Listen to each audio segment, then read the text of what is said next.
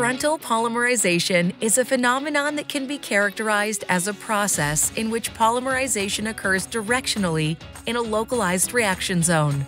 A lot of development was put into that topic since its discovery in 1974 to bring frontal polymerization from an academic curiosity to industrial demanded applications. With the development of radical-induced cationic frontal polymerization at TU Wien, the hurdle of a very limited curing depth could be cleared in cationic photopolymerization.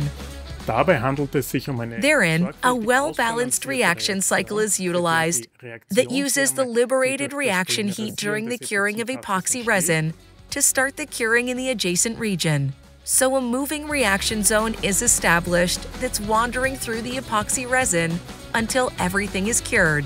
Bubble-free and in mechanical aspects perfectly comparable with classically cured epoxy resins, can be prepared within minutes without an oven or spatial limitations.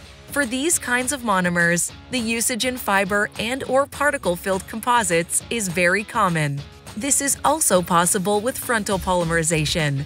Even the preparation of frontally polymerizable carbon fiber prepregs is possible.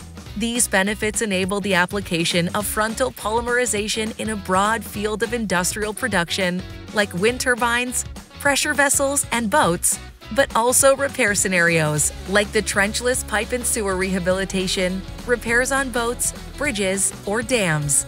And of course, all kinds of reinforced polymer composites used in the DIY community.